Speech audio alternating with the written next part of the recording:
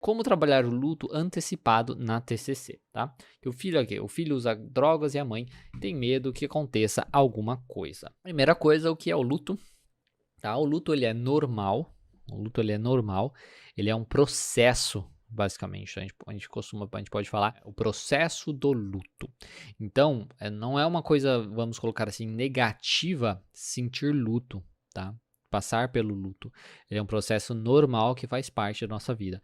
É uma resposta natural que nós temos quando vivenciamos a perda de alguém ou de algo que amamos em qualquer nível. E ele ajuda no processo da gente mudar os nossos papéis. Onde, por exemplo, às vezes eu faço o papel de mãe ou de filho. Eu perco, aliás, essa mãe, esse filho, né? E e preciso aprender um novo papel de vida, uma nova forma de viver sem isso, tá? Sem o meu papel anterior. A Dina também colocou aqui guerreira, muito bom, Dina, muito bacana. Então, é, é isso. Então, o luto ele é esse processo, tá, de mudança de papel.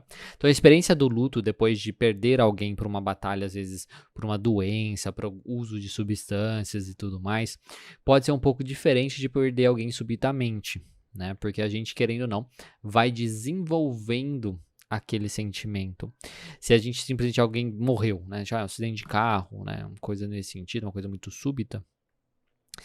O processo de luto ele é um pouco diferente do que a gente ver pessoas morrendo. Então, se a gente fala de um câncer terminal, né, uma doença assim degenerativa, ou também o abuso de substâncias, que a gente vê um caminho assim muito negativo, sendo que a pessoa se envolvendo, é um pouco diferente, tá?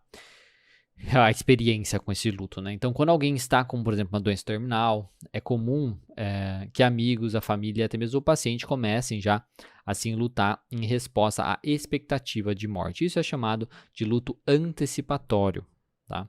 E esse luto pode ajudar as pessoas com negócios e problemas de relacionamentos inacabados. Então, ela já começa a ter isso e ela começa então a pensar, pô, então eu não vou estar mais aqui, né, daqui a um certo tempo, então eu preciso resolver isso. Então você vê essa transição de um papel onde você tinha presença na vida das pessoas e você não vai estar mais presente na vida dessas pessoas, então você começa a realizar mudanças na sua vida.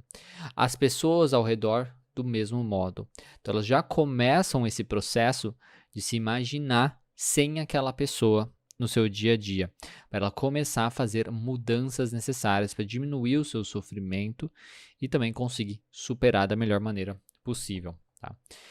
Então muitos podem acreditar que estão e também se preparar para a perda nesse processo. Então, muitos podem acreditar que estão preparados para a perda pela morte ser esperada. Isso não poderia aí estar mais longe da realidade, porque por mais que a gente fique esperando também, na verdade a morte ainda pode ser um choque e trazer sentimentos inesperados de tristeza e perda. Então é justamente esse luto antecipatório que a pergunta se refere, né? Porque no caso aqui o filho usa drogas e a mãe tem medo de que aconteça alguma coisa.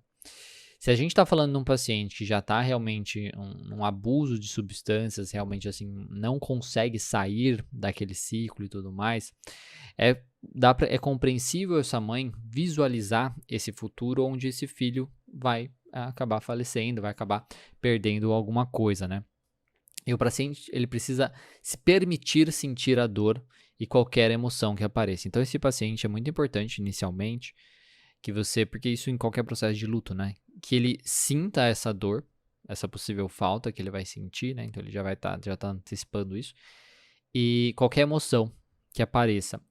E não dizer para si mesmo como deve se sentir, tá? Ele não pode dizer, eu não devo me sentir assim, eu devo me sentir assado. Isso não pode acontecer. E também não dizer para si mesmo como deve se sentir, não deixar que os outros também digam o que ele deve fazer, o que ele deve sentir. Isso é muito importante que você ajude essa paciente a fazer isso. Ah, mas você tem que fazer isso. Ah, mas você não pode ligar, mas você tem que ligar muito, mas você tem que sei o quê.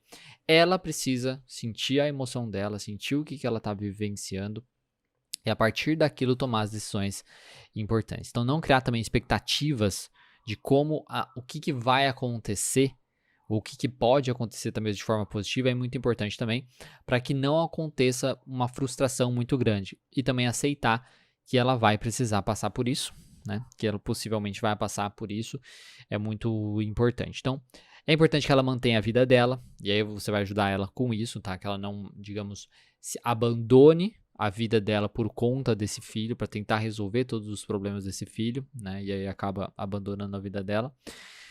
É importante que ela evite fazer mudanças muito drásticas para não perder o senso de pertencimento, também, que ela precisa sentir uma familiaridade das situações para que aquilo fique um pouco mais fácil também conforme esse filho vai se deteriorando, né? Eu com palavras sou difícil. Ela precisa também se cuidar bastante, né? Manter contato com as pessoas, precisa se cuidar bastante da sua saúde física, da sua saúde mental, por exemplo, fazendo a terapia, manter os contatos e, se preciso, formar também um ritual de despedida. É muito importante que ela tenha em mente, né? Você vai ajudar ela a perceber isso. E pode ser, sabe, listar mesmo, sabe? Chegar e desenhar mesmo, assim, né? Num papel e tudo mais. Quais todas as possibilidades? Tudo que ela pode fazer para tentar ajudar esse filho. O que ela gostaria? O que ela gostaria que esse filho fizesse? Como ela gostaria que esse filho agisse? Será que isso é possível? E essa pergunta é muito importante. Porque a gente não controla o que o outro faz, o que o outro deseja e tudo mais. E aí, pensando nisso, pensar em todas as possibilidades. O que ela, a paciente, pode fazer de diferente? O que ela, a paciente, pode fazer de diferente hoje, né? O que ela pode fazer de diferente hoje para ajudar esse filho? O que ela pode fazer? Nossa, já viu? Aí, tipo, eu consigo fazer isso, tal. Faz um brainstorm mesmo, né? Pense em várias ideias diferentes, assim, do que pode ser feito. Vê vantagens e desvantagens de cada possibilidade e coloca em prática. Pensa nos possíveis obstáculos de fazer isso e coloca em prática. Porque é muito importante que no futuro, caso aconteça alguma coisa, essa paciente não se arrependa de não ter feito tudo que ela poderia ter feito por esse filho.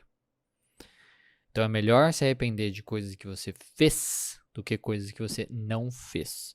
Mas se eu fizer isso, meu filho vai me odiar para sempre, sei lá. Melhor do que você ter na sua cabeça que você não fez o suficiente para ajudar esse filho, tá? Então, ajudar a paciente a fazer de tudo o que ela for possível para ajudar esse filho, para que o sofrimento dela, caso aconteça alguma coisa, não fique pior ainda, onde fique muito difícil de sair desse luto, porque ela vai estar se culpando por algo que aconteceu, é muito importante que isso seja feito junto com a paciente. E aí, você gostou do conteúdo desse vídeo? Porque se você quiser assistir o conteúdo dessa aula na íntegra, basta acessar o meu canal de lives aqui no YouTube. Você pode encontrar o link na descrição e além dessa aula completa, você vai encontrar também muitas outras aulas para te ajudar na sua prática clínica aí da psicologia. Então clica aí embaixo e eu te vejo lá.